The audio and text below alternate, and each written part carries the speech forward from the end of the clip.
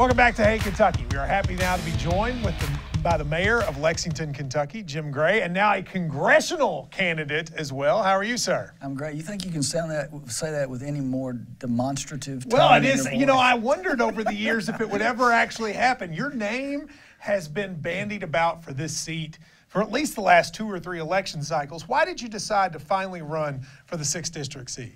Well, Matt, I've been mayor of Lexington. I've had a great run at it as mayor of Lexington for 8 years. Before that, I was on the city council. And I'll tell you, this is where I think we are in the country today. I lived the American dream. I admit to that. I lived the American dream, was blessed to live the American dream. That American dream is threatened today. It's at risk. It's troubling for so many people. And what is it about that? Think about it. Healthcare costs are rising out of sight. Cost of education rising out of sight. And wages have been stagnant now for decades. This represents the threat to the American dream. And the American dream, the hope for a rising middle class, has been the foundation of our country. Now, it may sound sort of corny and cliche, somebody saying that, but I've been there. In my family's business, we went, after my father passed away when I was 19, 7 years later, we were insolvent, flat on our backs, broke, equivalent to bankruptcy. We came back, we were able to employ literally thousands of people over the last many years and build plants and factories across Kentucky and the country. And when I say that the American dream is threatened today, it's threatened because we don't have the right spirit. We don't have the right spirit today that says, you know, we can bring people together to solve these problems. But do you think, I mean, so that congressional race, do you think that is a place where Jim Gray can have an impact if you win? I mean, this is one of the you and I know this, is one of about 50 seats in the country that's kind of competitive.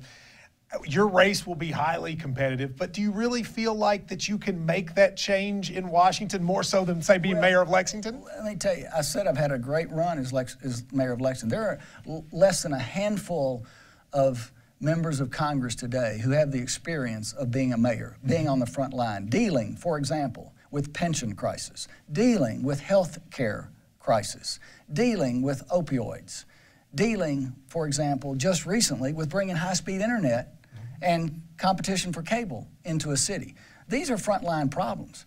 And when you don't have that experience, Tip O'Neill said it best, all politics is local. What was he saying? He was saying that it's this kind of experience on the front line that equips you for the job of governing at the federal level. I suspect you'll do very well in Lexington. This district for Democrats has always been lost out around it in the surrounding counties. How do you think you relate to and can give messages to the people out in the county whom have gone away from Democrats, say, in the last decade? Yeah, well, I understand that. This week I visited 19 counties, all 19 of our counties, 22 towns in the counties, and I was in McDonald's, huddle houses, the corner cafes, and the cornbread cafe.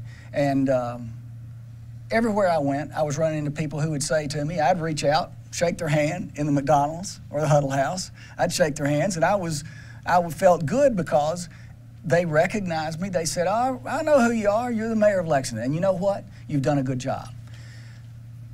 Believe it or not, people in our counties outside of Lexington are proud of Lexington. I've always said Lexington's kind of the capital of this part of the state in some ways. And what I'm getting at is that I'm full disclosure. I'm running on a record.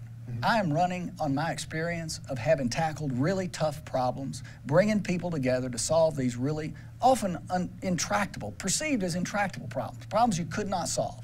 But I believe in putting a bear hug around a problem and wrestling it to the ground. And I think, you know, I don't like quoting other people in the past necessarily, but John Kennedy said it well when he said, every man can make a difference and each one should try. Now today he'd say every man and woman can make a difference and everyone should try. Well, that's the deal. Let me talk about a woman that's gained a lot of attention, which is your opponent in the primary. There's two, Reggie Thomas and Amy McGrath. She's raised a lot of money. She got into the race early.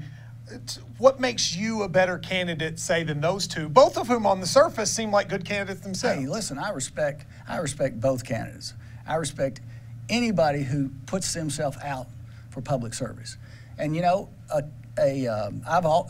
been in primaries every time I've run for political office, and it builds muscle because you know you engage the issues.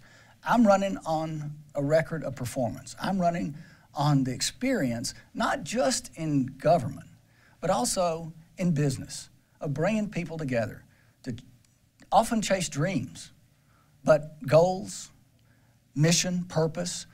You know, I've said many times that about job creation, that's what I spent my life doing, helping people have opportunities through jobs. And jobs give purpose and meaning in life, and I think we miss that way too often. But there is a very much an anti-establishment feeling going on around the country, and I think you will probably be hit with establishment issues. I mean, Amy McGrath has never been in public office.